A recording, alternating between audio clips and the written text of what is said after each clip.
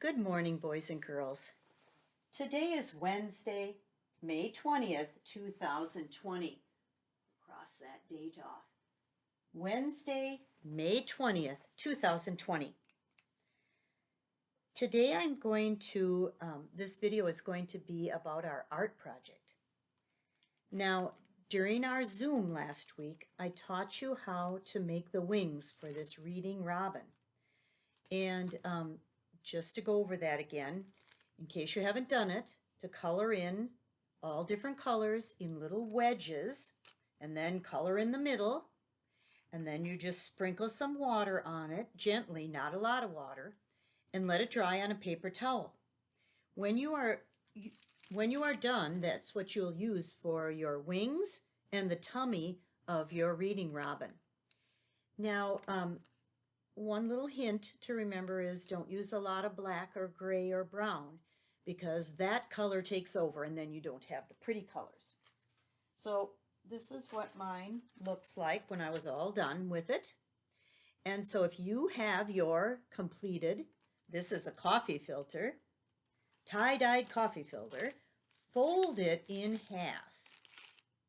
Fold it in half. When you're done folding it, open up and you're going to see a folded line right down the middle.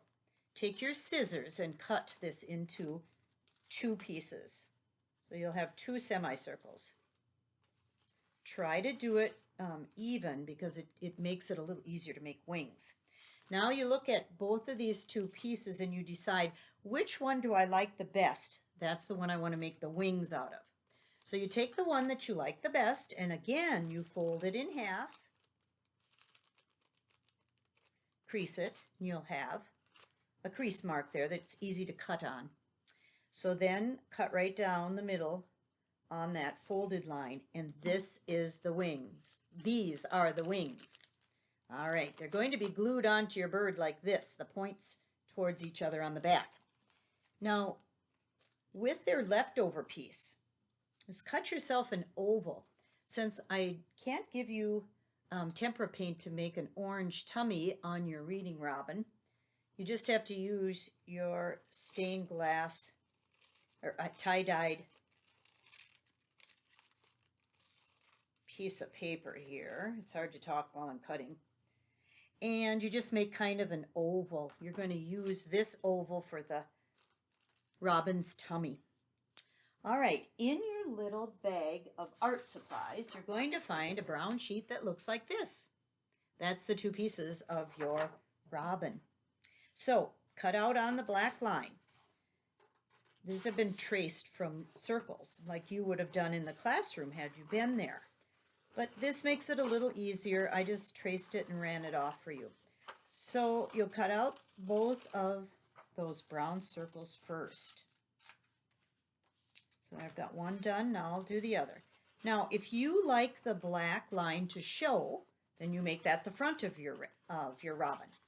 If you don't want that to show, then what you do is turn it to the back side so that we can't see it. Well, that's what you can do. You have to decide if you like the brown to show or not. Then I'm going to take a little bit of glue. I have clear glue, but it doesn't matter. If you have white glue, that dyes clear too. And I'm going to put some glue on the back of the head. I don't want this to drip, but there it is. And then I will glue it onto the big circle. Now, you kind of want it on top so that it looks like this. Or if you're having it so you can't see the black, it looks like that. Alrighty, good. Next thing, take your little circle that you cut out of the tie-dyed coffee filter. Now these are very thin, so you don't need much glue. Just put a thin line around the perimeter of the oval and glue it on to the belly of the little robin. So it looks like this.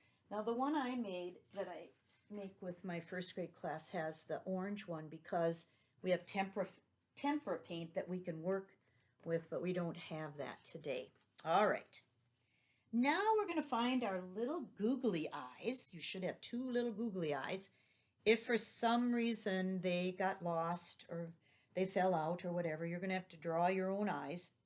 So stick them towards the top of the head of your robin. Got to make sure there's room for the beak. All right, so you can have it like this. And now you need to make a beak. You'll need that little piece of orange paper. Now don't use it all for the beak because you're going to need some for the feet. So cut it in half. So you have two pieces. Fold one of the pieces again in half. So it looks like this. And the fold is at the bottom. Excuse me, the open part is at the bottom. Now cut yourself a triangle. If you like to draw it first, that would be fine. So you're going to have a triangle. Of course, when you open it up, you've got a beak. Put a little glue on one side of the beak and glue it right underneath the eyes. Ooh, mine has a nice big beak this time. Woo! There we go. And now we have to make the feet. And you can make the feet with the other piece of paper. And all they are is just like little claws, basically. So I'm going to really cut this down because we don't need a huge piece. And what I'm going to do is cut up and down to kind of make little toes on it.